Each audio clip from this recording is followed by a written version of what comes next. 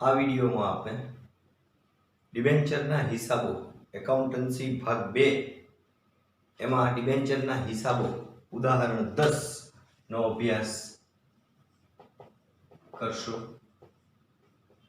રકમ બહુ જ વિચિત્ર રકમ છે। આ રીતે બોર્ડની પરીક્ષામાં દાખલો પૂછાય નહીં, એટલે વિડીયો શરૂ હશે ને ત્યારે આ ઉદાહરણ 10A અને 10B એમ બે ભાગમાં આખો દાખલો પસાર થશે। એટલે વિડીયો શરૂ હશે ને જ્યારે દાખલો શરૂ થશે ને પહેલા 10A ની રકમ આવશે સ્ક્રીન ઉપર, એ શાંતિથી તમે વાંચજો। ઓકે, અત્યારે હું જે રકમ વાંચું છું ને ટેક્સ્ટ બુકમાંથી પેજ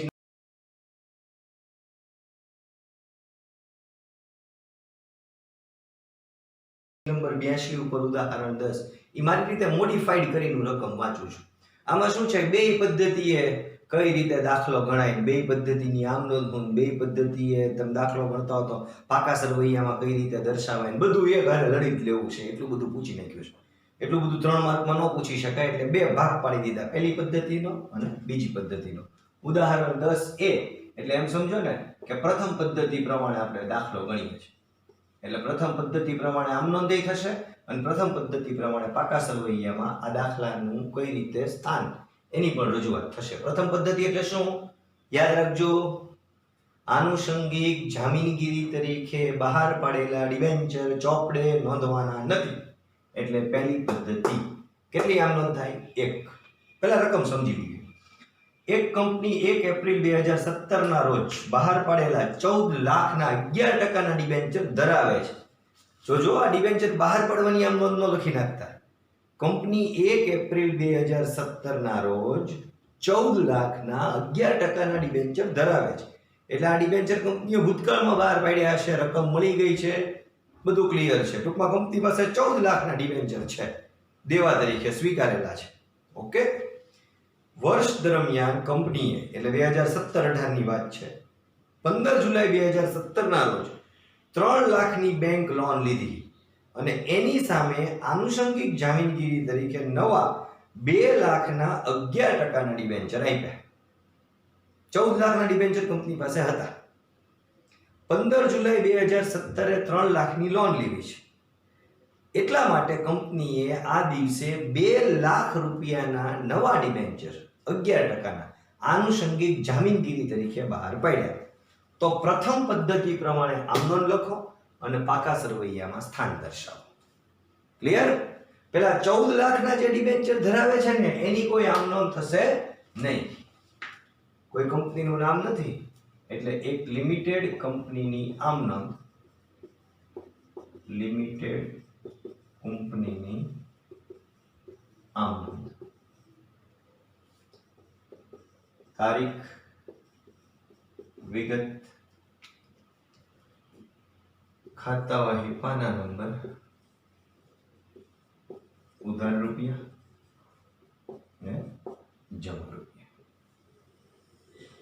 અહીંયા જે બેંક લોન લીધી 3 લાખની એની આમ નોંધ કરવામાં આવશે।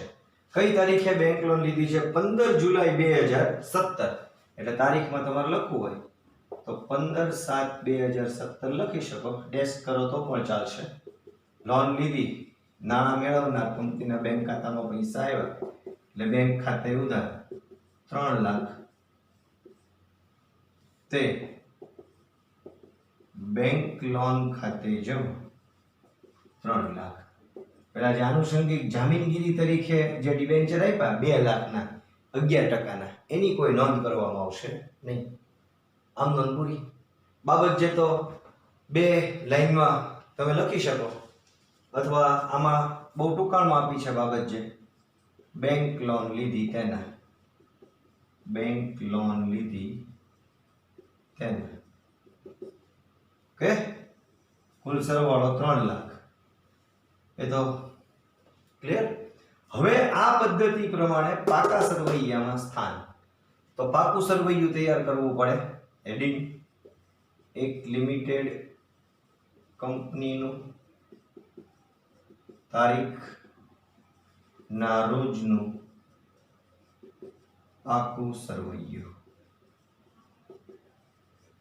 મૂડી દેવા રકમ, મિલકત લેણા રકમ, એવું પાકું સરવૈયું નહીં થાય। ઊભા સ્વરૂપનું વિગત નોંધ નંબર. હવે અહીંયા રકમમાં છે ને, અરે ઉદાહરણમાં તમને 31 માર્ચ 18 ને 31 માર્ચ 17 એવી રીતે બે ખાના આપેલા છે. એવી રીતે આપણે બે ખાના લખીએ. તમે રકમ રૂપિયા તરીકે પણ લખી શકો. આ રીતે 18 અને 17 ડિફરન્ટ પાડવાની પણ જરૂર નથી. ખાલી રકમ રૂપિયા લખવું હોય તો પણ ચાલે. તો ટેક્સ્ટ બુકમાં આ રીતે રજૂઆત કરેલી છે એટલે આપણે આ રીતે રજૂઆત કરી છે. પણ એકચ્યુઅલી તમે કંપનીના વાર્ષિક હિસાબો શીખશો ત્રીજા ચેપ્ટરમાં, અને ત્યારે પાકું સર્વે કરીએ ત્યારે તો રકમ રૂપિયા એ રીતે જ લખવાનું છે. હવે આનું પાકા સરવૈયામાં કઈ રીતે સ્થાન એ બરાબર સમજજો. આ પ્રથમ પદ્ધતિ પ્રમાણે આનુષંગિક જામીનગીરી તરીકે બહાર પાડેલા ડિબેન્ચર ચોપડે નોંધવાના નથી. પહેલી પદ્ધતિ. ઓકે, તો અહીંયા જે હું સૌથી પહેલા રોમન આંકડામાં લખું છું એ પાકા સરવૈયાનું શીર્ષક છે, ઇક્વિટી અને જવાબદારી. Okay, is it clear? અહીંયા ત્રણ મુખ્ય શીર્ષક આવે. આ પાકા સર્વેનું શીર્ષક. હવે ત્રણ મુખ્ય શીર્ષક આવે: શેર હોલ્ડર્સના ભંડોળ, બિનચાલુ જવાબદારી, ચાલુ જવાબદારી. પણ આપણે બે મુખ્ય શીર્ષક લખશું. એક શેર હોલ્ડર્સના ભંડોળ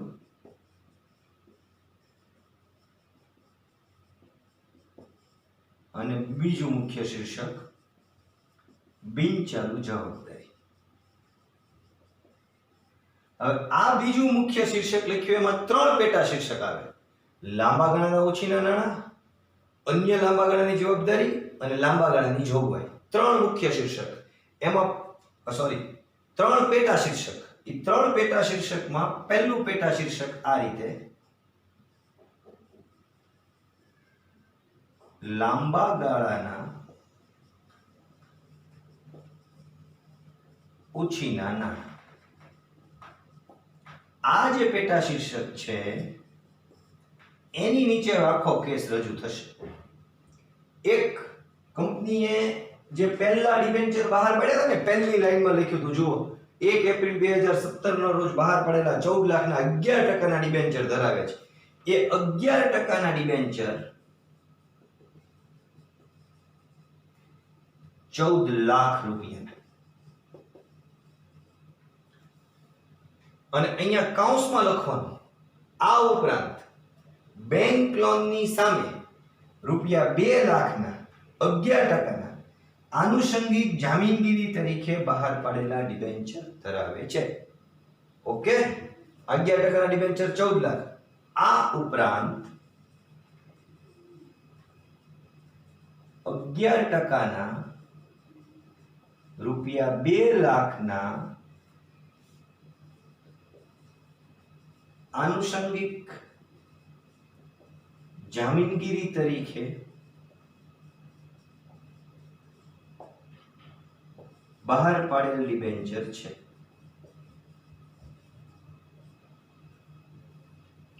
અને બીજી વિગત લખવાની આ લાંબા ગાળાના ઉછીના નાણાંમાં, બેંક લોન. કેટલાની બેંક લોન લીધી? 3 લાખની. પણ એની સામે કેટલા જામીનગીરી તરીકે ડિબેન્ચર આપ્યા? 2 લાખના. એટલે 2 લાખના ડિબેન્ચર આનુષંગિક જામીનગીરી તરીકે 11%ના રૂપિયા 2 લાખના ડિબેન્ચર આનુષંગિક જામીનગીરી તરીકે. ઓકે, આ પહેલી પદ્ધતિ થઈ. ઉદાહરણ 10A પહેલી પદ્ધતિનો દાખલો થયો. ક્લિયર? 11%ના ડિબેન્ચર 14 લાખ અને આ ઉપરાંત 11%ના 2 લાખ રૂપિયાના આનુષંગિક જામીનગીરી તરીકે બહાર પડેલા ડિબેન્ચર. આ બંનેમાં લખાણ સરખું આવી શકે, પણ આ મુખ્ય ડિબેન્ચર 14 લાખના જે બહાર પાડ્યા હતા કંપનીએ રકમ મેળવી હતી ના બેંક લોન, આ બે વિગત આવે અને એક આમ ન થાય. આથી ઉદાહરણ 10A. હવે ઉદાહરણ 10B એટલે આ જ દાખલો. કંપની પાસે 11%ના ડિબેન્ચર છે 14 લાખના. કંપનીને 3 લાખની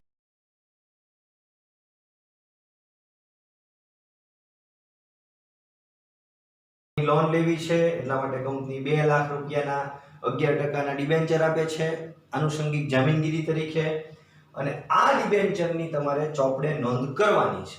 તો એની આમનોંધ લખો અને પાકા સરવૈયામાં એનું સ્થાન દર્શાવો. તો પાકા સરવૈયામાં જે સ્થાન દર્શાવવાની વાત છે ને એ અહીંયા સુધી તો સરખી જ રહેશે, અહીંયા સુધી આ લાંબા ગાળાના ઉછીના નાણાં સુધી. પછી અહીંયાથી એનો ફેરફાર થશે એટલે હું આટલો ભાગ અહીંથી જવા દઉં છું. ઓકે, આટલામાં થોડો ફેરફાર થશે. બાકી તો આ વિગત જે છે એ પહેલાની જેવી જ રહેશે અને આમનોંધમાં થોડો ફેરફાર થશે. એક આમનોંધ વધશે, એક ઓલી બેંક પાસેથી લોન લીધી એની તો આમનોંધ લખીએ જ છીએ, સાથોસાથ અહીંયા બીજી પણ આમનોંધ લખવાની રહેશે. ઓકે, ઉદાહરણ 10B, એક લિમિટેડ કંપનીની આમનોંધ.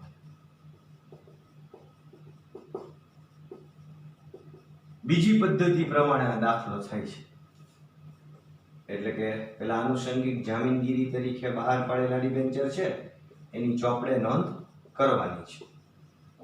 તારીખ, વિગત, ખાતા વહીપાના નંબર, ઉધાર રૂપિયા, જમા. હવે ફરી પાછો એકવાર રકમ રીડ કરી લો. એક કંપની 1 એપ્રિલ 2017 ના રોજ બહાર પાડેલા 14 લાખના 11% ડિબેન્ચર ધરાવે છે. આમનોંધ વખતે કોઈ અસર આપશું નહીં. વર્ષ દરમિયાન કંપનીએ 15 જુલાઈ 2017 ના રોજ 3 લાખની બેંક લોન લીધી. તો 15 જુલાઈએ જે બેંક લોન લીધી એની આમનોંધ બેંક ખાતે ઉધાર 3 લાખ અને તે બેંક લોન ખાતે જમા 3 લાખ. આના બદલામાં આ બેંક લોન મેળવી એના બદલામાં એ જ દિવસે કંપનીએ જે આનુષંગિક જામીનગીરી તરીકે 2 લાખ રૂપિયાના ડિબેન્ચર આપ્યા એની નોંધ ચોપડે કરવાની છે. તો શું નોંધ થશે? તો કે ડિબેન્ચર તો આપી દીધા, દેવું જમા, પણ એના બદલામાં કોઈ અવેજ નહીં મળે, એટલે ડિબેન્ચર ઉપલક ખાતે ઉધાર 2 લાખ તે 11% ડિબેન્ચર ખાતે જમા 2 લાખ. ઓકે, બે આમનોંધ થશે બીજી પદ્ધતિ પ્રમાણે, એક બેંક લોન લીધી એની અને એક ડિબેન્ચર આપ્યા એની. હવે પાકા સરવૈયામાં શું સ્થાન? તો આ મુખ્ય શીર્ષક પાકા સરવૈયાનું ઇક્વિટી જવાબદારી, આ પાકા સરવૈયાનું શીર્ષક, પછી બે મુખ્ય શીર્ષક શેર હોલ્ડર્સના ભંડોળ અને બિનચાલુ જવાબદારી, બીજા મુખ્ય શીર્ષકનું પહેલું પેટા શીર્ષક લાંબા ગાળાના ઉછીના નાણાં. અને આમાં સૌથી પહેલી વિગત કઈ લખવાની? આમાં સૌથી પહેલી વિગત પહેલા આપણે 11%ના જે ડિબેન્ચર ધરાવે છે ને 14 લાખ રૂપિયાના, 14 લાખના 11%ના જે ડિબેન્ચર ધરાવે છે એ તમારે અહીંયા લખવાના. 11%ના ડિબેન્ચર 14 લાખ. પછી પેલા આનુષંગિક જામીનગીરી તરીકે બહાર પાડેલા ડિબેન્ચર છે એ લખવાના. 11%ના આનુષંગિક જામીનગીરી તરીકે ડિબેન્ચર 2 લાખ એ ઇન કોલમમાં જ લખવાનું. માઈનસ આના બદલામાં કઈ અવેજ નથી મેળવ્યો એટલે ઉપલક માઈનસ ડિબેન્ચર ઉપલક ખાતું 2 લાખ, કારણ કે આ જે ડિબેન્ચર બહાર પાડ્યા એના બદલામાં કોઈ અવેજ મળ્યો નથી. અને ત્રીજી વિગત બેંક લોન 3 લાખ રૂપિયાની જે બેંક લોન લીધી એ બેંક લોન 3 લાખ. તો આ બીજી પદ્ધતિ પ્રમાણે ઉદાહરણ 10 આનુષંગિક જામીનગીરી તરીકે બહાર પાડેલા ડિબેન્ચર ચોપડે નોંધવાના હોય. બીજી પદ્ધતિ એટલે બે આમનોંધ, પહેલી જે બેંક લોન મળી એ, બીજું ડિબેન્ચર આનુષંગિક જામીનગીરી તરીકે આપ્યા દેવું જમા કર્યું પણ અવેજ ન મળ્યો એટલે ઉપલક ખાતું ઉધાર કર્યું. અને આ પાકું સરવૈયું, આ પાકા સરવૈયાનું મુખ્ય શીર્ષક ઇક્વિટી જવાબદારી, એમાં બે મુખ્ય શીર્ષક આ બીજા મુખ્ય શીર્ષકનું પહેલું પેટા શીર્ષક લાંબા ગાળાના ઉછીના નાણાં અને એમાં 3 વિગત, એમાં આનુષંગિક જામીનગીરી તરીકે બહાર પડેલા ડિબેન્ચર ચોપડે દર્શાવ્યા, એમાંથી માઇનસ ઉપલબ્ધ ખાતું કર્યું એટલે 12ના કોલમમાં ડેશ, અને આ ત્રીજી બેંક લોન 3 લાખની. Thank you.